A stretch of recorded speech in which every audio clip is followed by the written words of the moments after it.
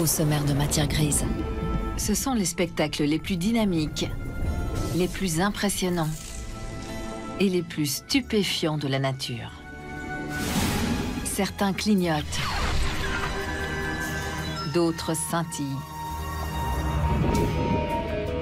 Et pour la plupart, on commence juste à les découvrir. Mettons la lumière sur ces créatures lumineuses. Bienvenue à tous. Et si une simple mauvaise herbe pouvait révolutionner le domaine des vaccins? Grâce à une petite plante banale, des chercheurs canadiens sont parvenus à produire plusieurs millions de doses d'un vaccin contre la grippe H1N1. Ce procédé s'appelle la moléculture, la culture de molécules. Contrairement à la méthode traditionnelle qui nécessite plusieurs mois de travail, la moléculture permet de créer un médicament en moins de 3 semaines.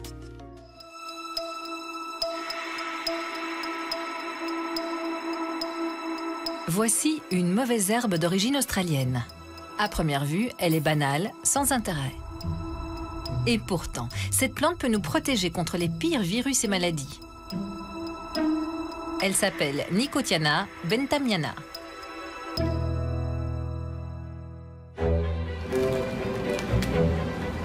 Une entreprise québécoise est parvenue à extraire de ses feuilles toute une variété de molécules thérapeutiques.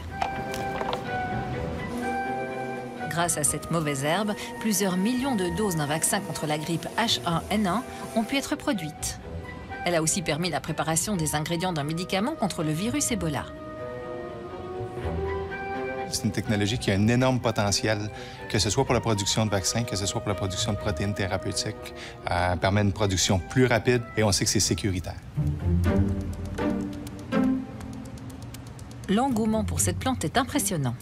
Les chercheurs sont nombreux à se laisser séduire. Cette plante-là, ce qui l'intéresse, c'est que c'est une plante, c'est une bête de laboratoire. Ce que je trouve amusant, c'est qu'on peut tirer profit des cellules, des feuilles d'une plante qui est considérée comme nuisible dans un environnement, en Australie, et en tirer profit en serre pour produire des composés qui sont intéressants pour la santé. Je trouve ça d'autant plus amusant que c'est une cousine du tabac, qui est une plante qui est quand même mal aimée. Rien ne destinait la mauvaise herbe à s'engager au service de la santé humaine. À l'état naturel, cette plante ne contient aucun composé d'intérêt médical.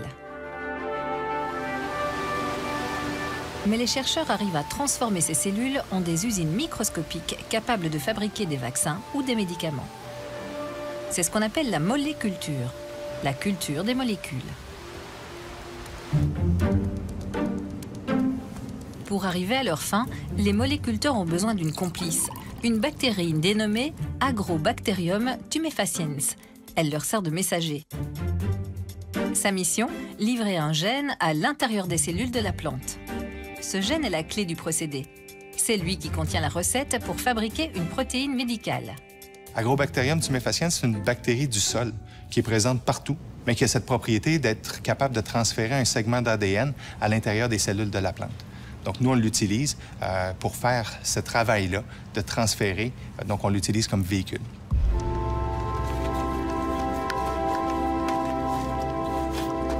Mais comment faire entrer des bactéries du sol dans des milliers de feuilles? On utilise un procédé appelé agro-infiltration. On met une soixantaine de plantes par étage. Ensuite, le robot va tourner, va descendre, l'infiltration va commencer. Ensuite, le robot va monter, on va décharger les 60 plantes, on va en remettre 60 nouvelles, et ensuite, on va continuer les cycles d'infiltration jusqu'au nombre désiré.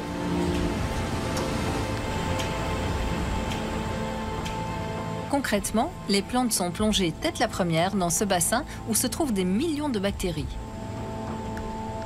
Immédiatement après, on retire l'air à l'intérieur du bassin.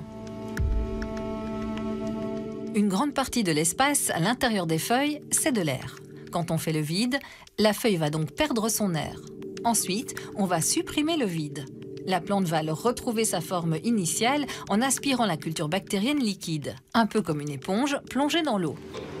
Et donc, à ce moment-là, ce qui se passe, toutes les cellules de la plante sont mises en contact avec des bactéries, et c'est là que va commencer le transfert de l'ADN.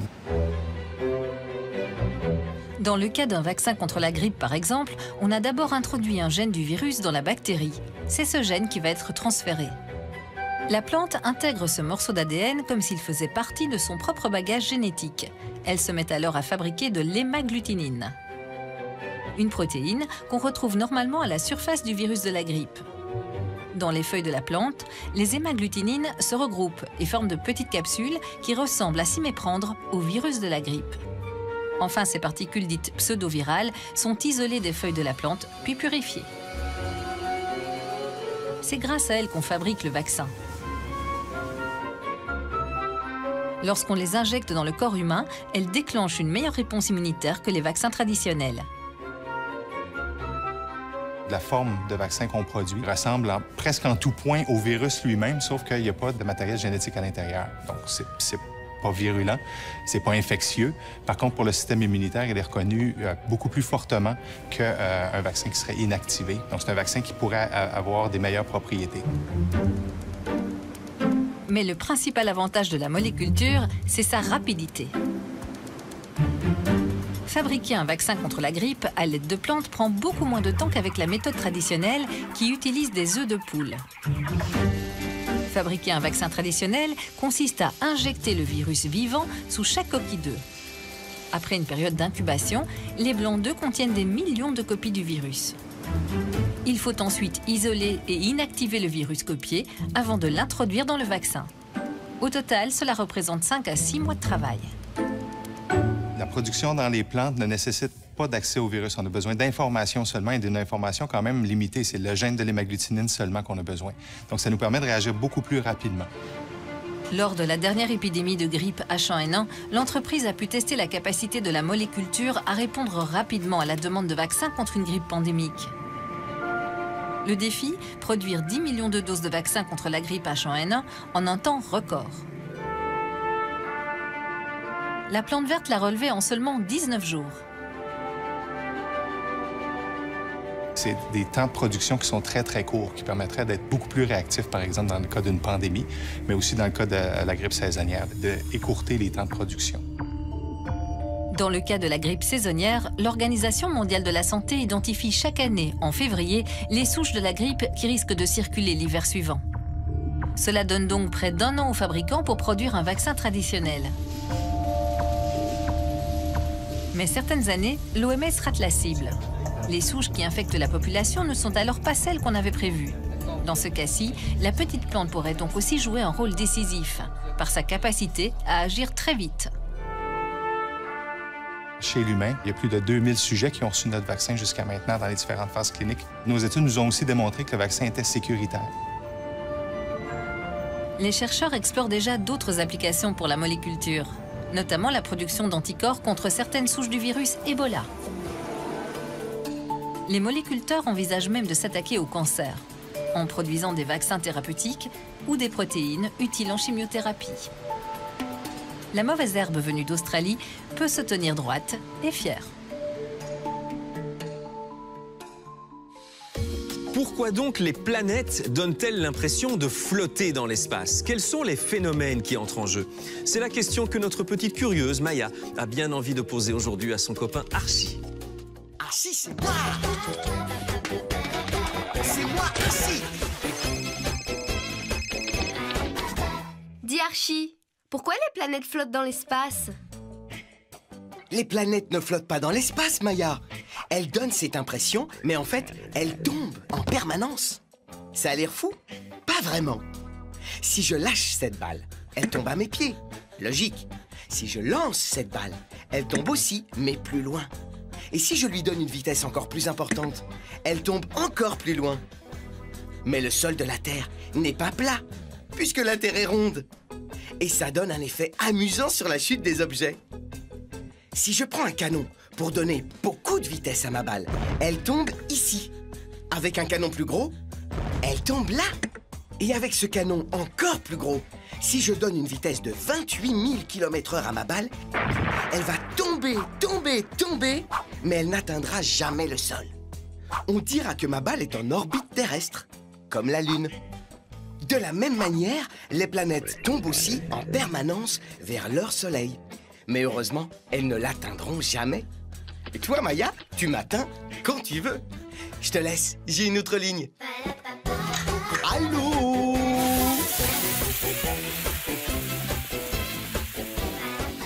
Certaines créatures qui vivent au fond des océans émettent de la lumière.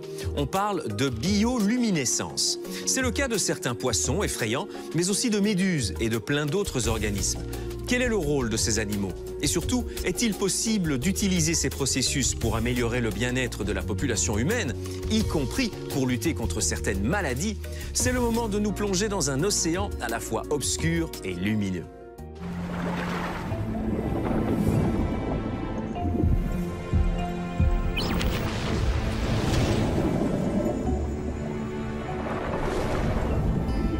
Ce sont les spectacles les plus dynamiques, les plus impressionnants et les plus stupéfiants de la nature. Ces fusées, ces explosions d'étincelles, ces crachats qui ressemblent à de la fumée bleue et ces longues chaînes gigantiques aux lanternes japonaises qui s'éloignent à l'infini. C'est magique. Certains clignotent, d'autres scintillent ou brillent tout simplement. Et pour la plupart, on commence juste à les découvrir. On l'identifie et soudain, on la trouve partout. Cachés dans les recoins les plus profonds, les plus sombres et les plus éloignés de notre planète, ces créatures lumineuses sont parfois timides. Mais en les observant de près, on s'aperçoit que la lumière qu'elles créent est omniprésente. Quand on observe l'arbre de la vie, on s'aperçoit qu'elle est un peu partout. Aujourd'hui, les scientifiques mettent ces créatures énigmatiques et leurs spectacles magiques sous les feux des projecteurs. Certains essayent même d'exploiter cette lumière pour le progrès de notre propre espèce, qu'on peut qualifier de terne. Il faut aller au fond de l'océan pour trouver ces animaux luminescents, afin de comprendre. Pour moi, c'est une belle connexion. Mettons la lumière sur ces créatures lumineuses.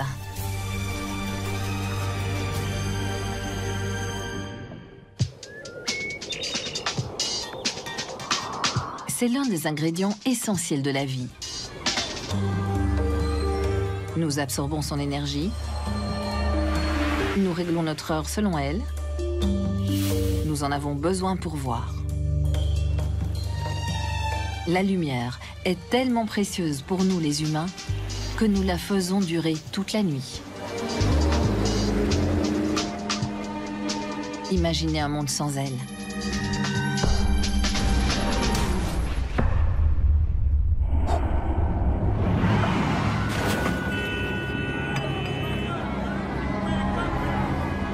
Tandis que nous maudissons l'obscurité, des milliers d'autres espèces se sont adaptées brillamment,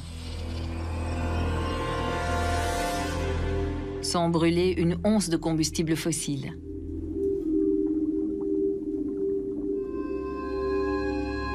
Cela s'appelle la bioluminescence, la lumière vivante.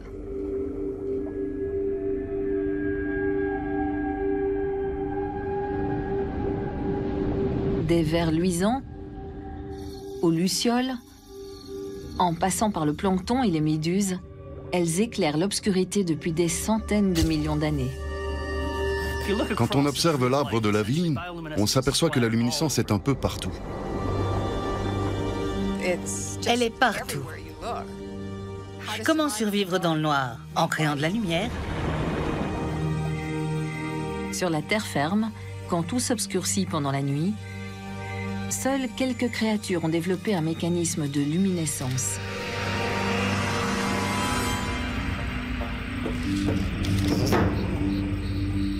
Mais lorsque l'on descend dans les abîmes profonds des océans, où résident la plupart des créatures marines, c'est une toute autre histoire.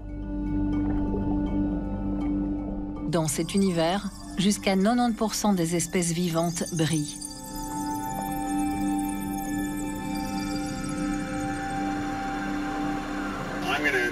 Je vais plonger au large.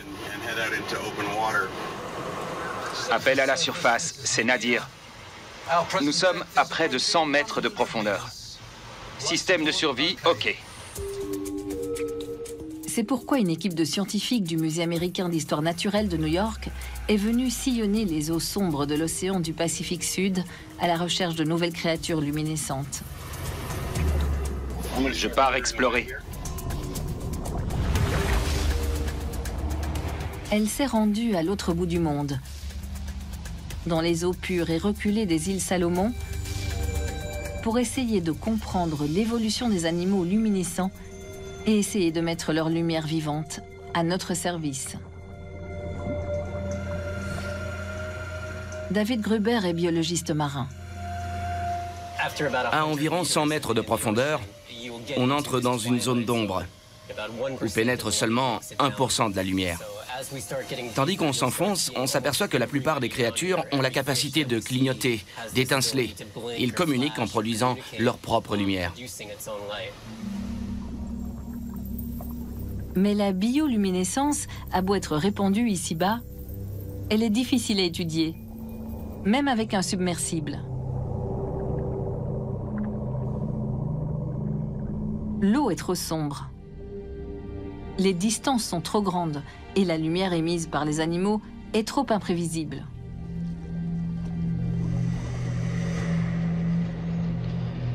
C'est un environnement de travail difficile pour les biologistes marins. Le neuroscientifique Vincent Pierrébonne s'y sent particulièrement noyé. Je suis un chercheur qui passe le plus clair de son temps dans un laboratoire. Alors franchement, c'est flippant. Il faut garder l'esprit clair, son sang-froid, tout en essayant de se concentrer sur sa mission, en ignorant qu'on est sous des tonnes d'eau en ce moment. Mais c'est pour la science, alors on persévère.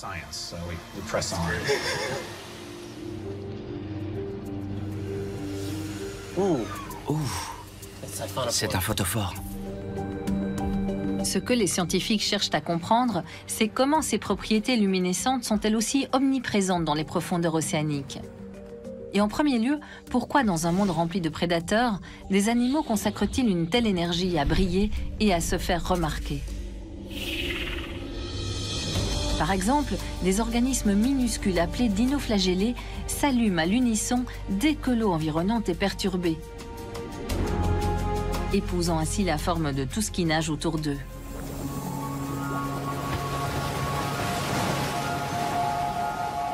Pour les plus chanceux, c'est un régal de se prélasser dans leur douce lumière.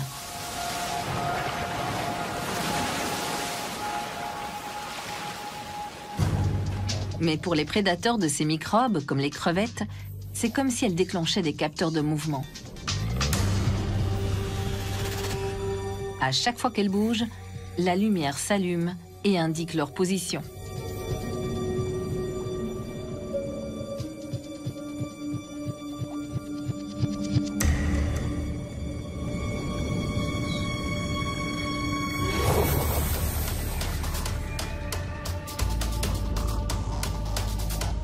Mais certaines espèces sont pourvues de leur propre défense lumineuse.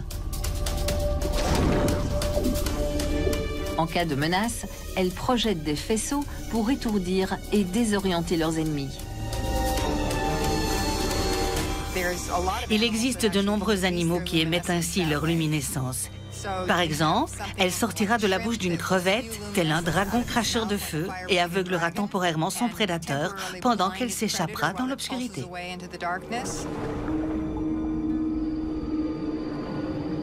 Plutôt que d'éblouir leurs prédateurs, une grande variété de poissons, des poulpes aux requins, se servent de la lumière pour s'en cacher. Ça s'appelle la contre-illumination. Cela peut sembler paradoxal, mais imaginez à quoi ressemble un poisson nageant près de la surface pour un prédateur dans les profondeurs. Sous les rayons du soleil ou le clair de lune, leur silhouette se détache clairement.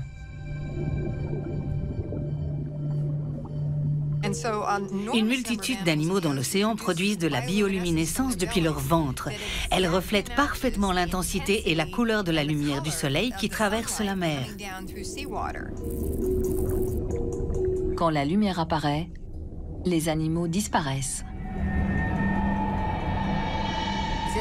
C'est un formidable dispositif de camouflage. Ils disparaissent tout simplement.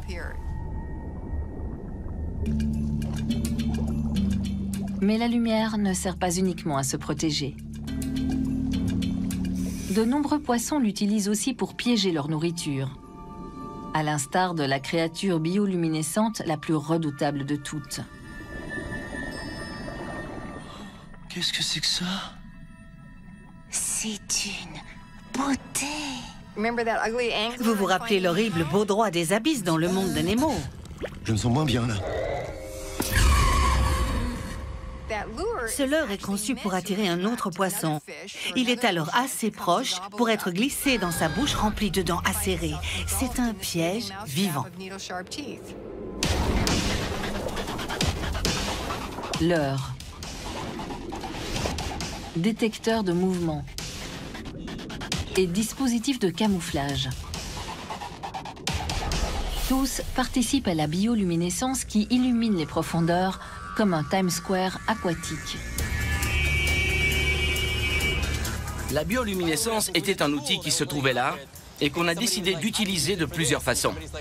Ils s'en servent pour trouver de la nourriture, pour éviter d'être dévorés, pour s'accoupler et pour communiquer entre eux. Tout comme nous, qui utilisons tous ces signaux. C'est très important, non seulement pour l'individu, mais aussi pour notre espèce. Mais une question demeure. Comment la première étincelle naît-elle? En 1885, un biologiste français qui étudie un cousin des lucioles, appelé Pyrophorus, décrypte la composition chimique responsable de cette lueur magique. Il établit que c'est le résultat d'une réaction entre deux agents chimiques qu'il baptise Lucifer, l'ange déchu, le porteur de lumière. L'une des substances chimiques, la luciférine, sert de combustible un peu comme l'essence. La deuxième, la luciférase, est un enzyme qui catalyse la réaction telle une bougie d'allumage. Quand les substances chimiques sont mélangées en présence d'oxygène et d'autres ingrédients clés, une réaction se produit et le surplus d'énergie dégage de la lumière.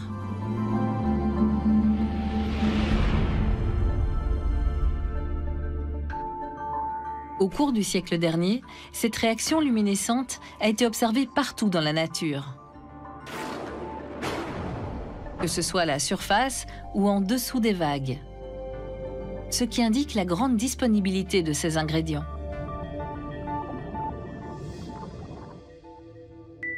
Les substances chimiques diffèrent d'une créature à l'autre.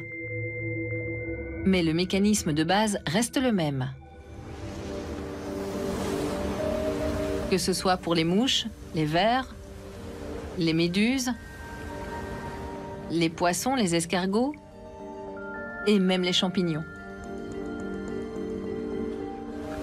De retour sur leur bateau dans les îles Salomon, les chercheurs du Musée américain d'histoire naturelle se préparent à présent à étudier une lumière tout à fait différente.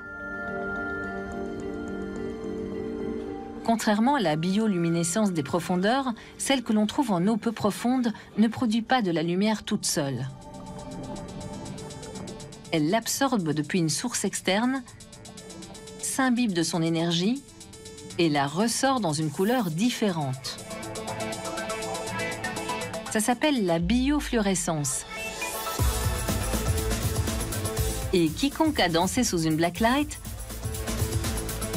ou vu des empreintes lumineuses dans une série policière, connaît bien ce concept.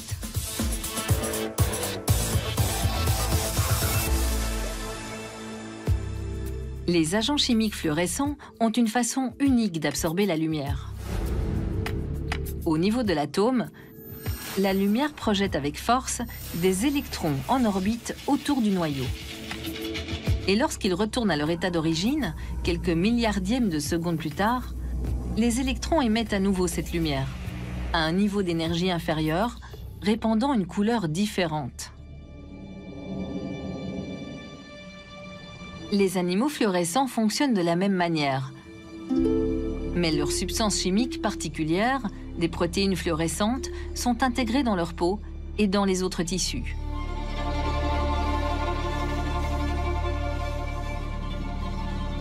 La biofluorescence est une propriété étrange car les animaux ne produisent en fait aucune lumière. C'est un phénomène assez rare.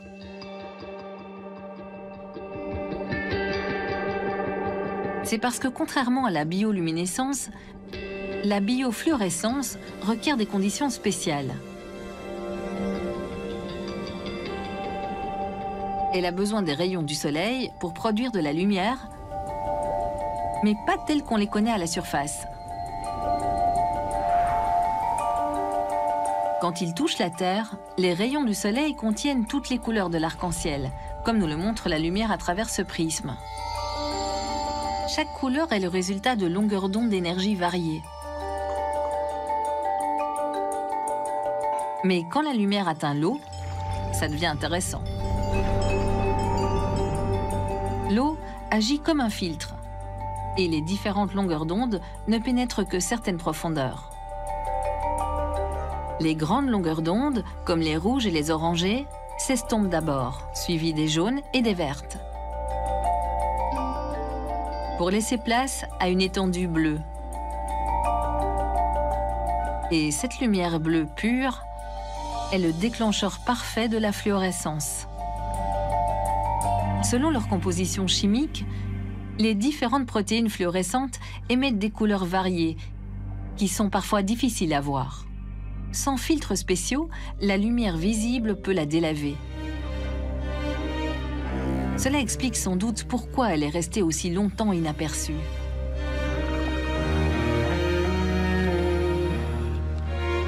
La façon dont les animaux utilisent la fluorescence reste un mystère. Dans les coraux, où elle semble la plus répandue, elle est parfois utilisée comme une sorte d'écran solaire protecteur, déviant les rayonnements ultraviolets nocifs ou absorbant les sous-produits dangereux de la photosynthèse. Le corail est une roche entourée d'une enveloppe couverte de couches cellulaires.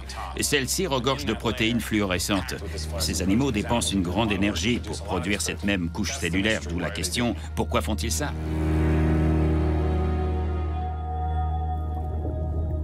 Dans le monde sous-marin bleu et monotone, les taches et les rainures fluorescentes servent-elles de code-barre secret pour signaler l'identité d'un poisson à des partenaires potentiels?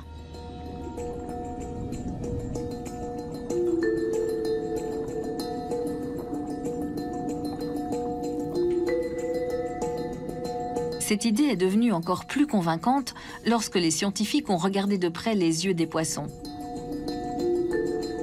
Contrairement à ceux des hommes, ceux de nombreux poissons fluorescents semblent être pourvus de filtres jaunes. Ces filtres bloquent la lumière ambiante bleue de l'eau, mettant en exergue les couleurs éclatantes de la fluorescence.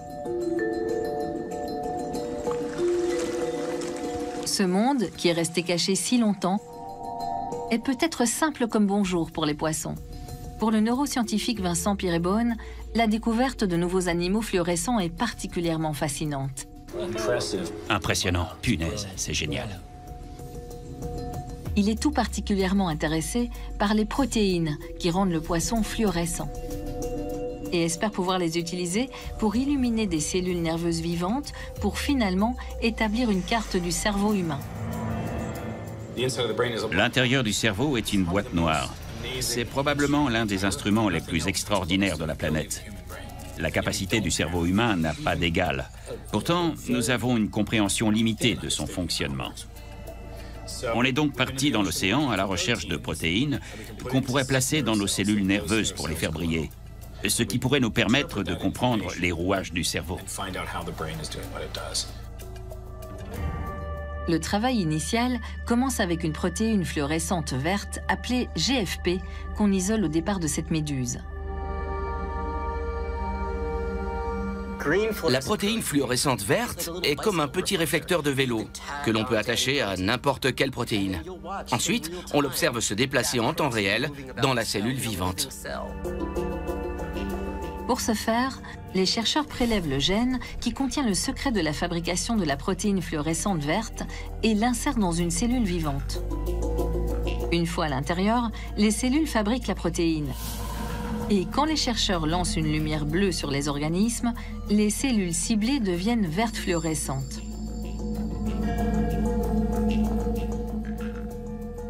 Mais le tissu cérébral humain présente un défi unique. Il est tellement dense qu'aucune des couleurs découvertes jusqu'ici n'arrive à le traverser facilement. Alors les neuroscientifiques comme Vincent recherchent des couleurs avec de plus grandes longueurs d'onde, telles que des rouges sombres et des infrarouges. Pour trouver les créatures lumineuses dont Vincent a besoin, l'équipe plonge de nuit en l'absence de lumière naturelle qui obscurcirait leur vision. On se prépare à partir en mission exploratoire, à la recherche de biofluorescence sur le récif. Et on va se servir de cette caméra. Pour stimuler la fluorescence, ils vont envoyer des lumières bleues identiques au bleu des profondeurs pendant la journée. Et regarder à travers des filtres jaunes, les mêmes que ceux des poissons, pour bloquer la lumière bleue qu'ils émettent.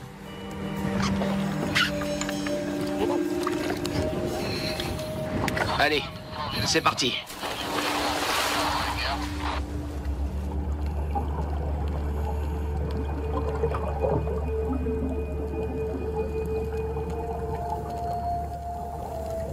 L'équipe doit plonger assez profond, à environ 30 mètres, pour atteindre cette zone spéciale qui, pendant la journée, est inondée de bleu. C'est l'endroit le plus favorable pour trouver des animaux fluorescents.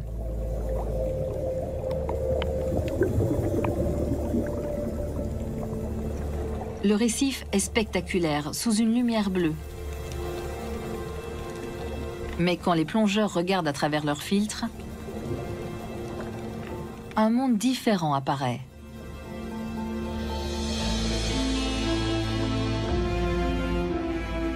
Un paysage féerique, en technicolor.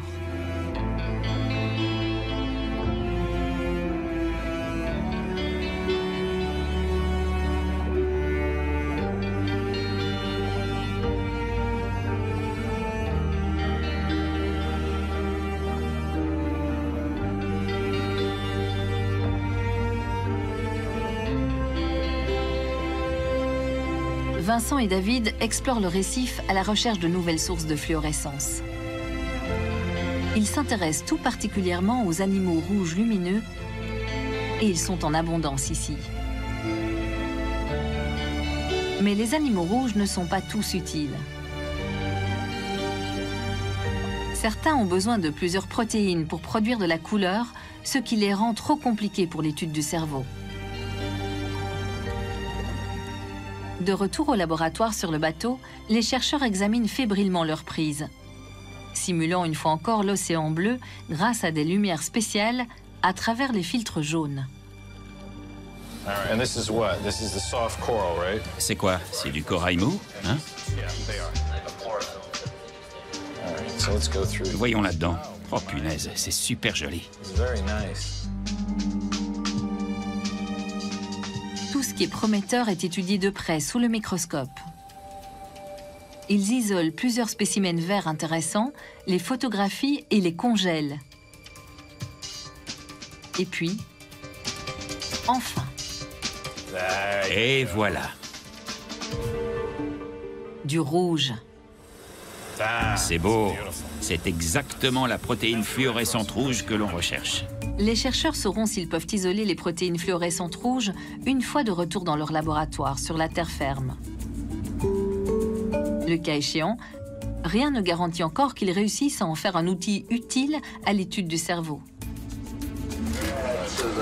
Je suis tout excité, regardez ça. Super, c'est génial. Mais pour l'instant, ils ne se laissent pas emballer par cette petite victoire. Il nous faut donc une protéine qui peut passer du sombre au lumineux en un clin d'œil, de haut en bas, afin de suivre les transitions rapides des signaux électriques observés dans une cellule. Ils insèrent la protéine lumineuse sensible à la tension dans des mouches.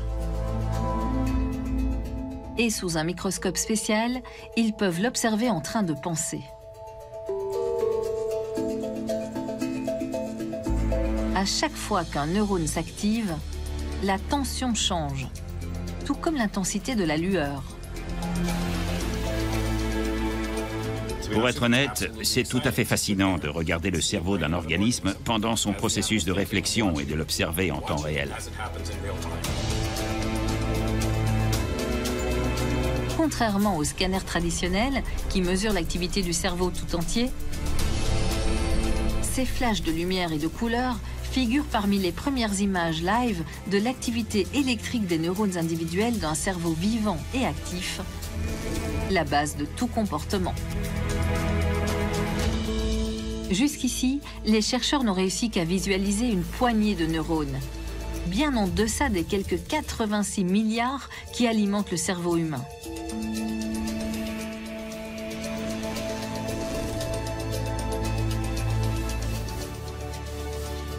Et pour établir la cartographie d'un cerveau plus complexe que celui de la mouche, il manque à Vincent un ingrédient clé: les protéines fluorescentes rouges. Il faudra encore des années pour passer au peigne fin les centaines d'échantillons récoltés dans les îles Salomon. Les chercheurs sont encore en train de purifier le corail rouge vif qui les avait tant fascinés sur le bateau. Et un des poissons recueillis, une espèce de poisson lézard, émet un rouge sombre très fluorescent. Le potentiel des créatures luminescentes ne s'arrête pas là. Il n'est pas limité au cerveau. Dans le monde entier, d'autres chercheurs l'exploitent de multiples façons.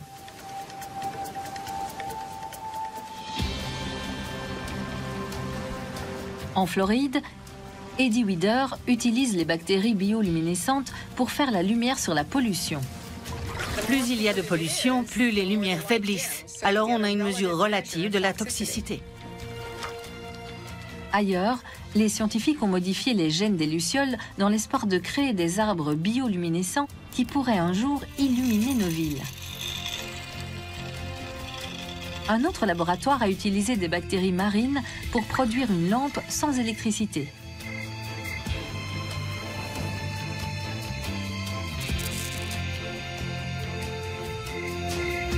Quant à Vincent, David et John, ils prévoient déjà de retourner dans le Pacifique Sud et d'autres coins reculés de notre planète pour y chercher de nouvelles créatures fascinantes, à la fois bioluminescentes et biofluorescentes.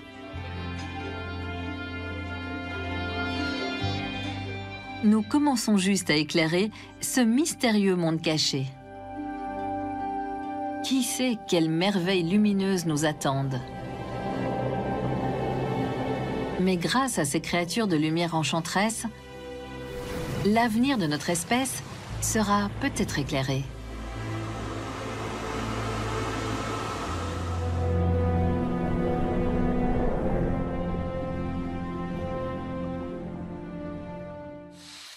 Dans sa quête du goût à tout prix, l'homme a développé une appétence quasi maladive pour le sucre. Mais vu les méfaits du produit, beaucoup d'entre nous se tournent vers des alternatives, les édulcorants. Ce qu'on sait moins, c'est que leur invention a souvent été due au hasard. Et qui peut nous raconter tout ça? Bruno Léandri.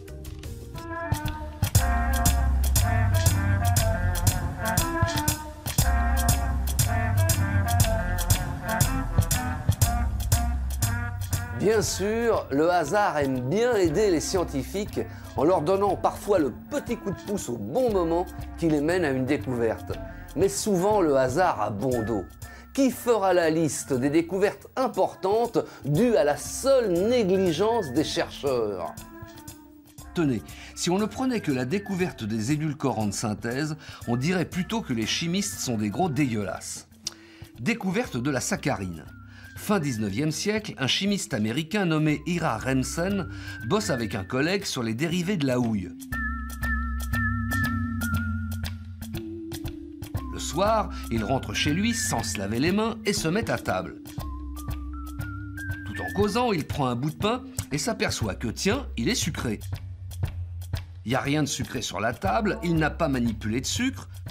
Serait-ce des traces de son travail ? Il retourne à son labo, vérifie et découvre la saccharine qui allait connaître le succès que l'on sait. Mais elle avait encore quelques défauts et on l'améliora avec un deuxième édulcorant célèbre, le cyclamate. Découverte du cyclamate.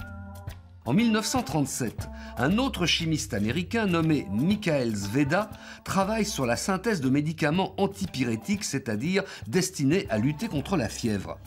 Non seulement il travaille avec les mains toujours aussi crades, ce qui est un peu fort quand on manipule des médicaments, mais en plus il fume. Avec ses doigts sales, il pose sa clope au bord de son établi et quand il la reprend, s'aperçoit qu'elle a un goût sucré. Il s'interroge, constate que ce sont ses doigts sales qui ont posé la substance médicamenteuse sur le bout de sa cigarette. Il cherche pourquoi cette substance est sucrée et trouve le cyclamate. Mais ce deuxième édulcorant n'était pas encore parfait. Le plus célèbre d'entre eux, l'aspartame, restait à découvrir. Découverte de l'aspartame.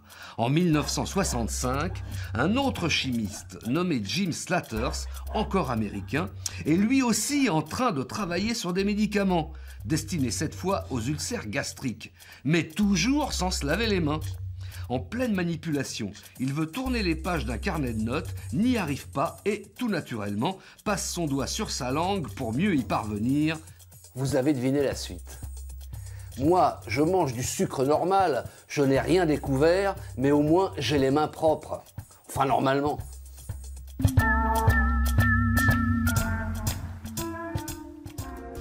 Bien joué Bruno, je vous retrouve très bientôt. D'ici là, suivez-nous sur le web et quoi que vous fassiez, soyez heureux. Au revoir.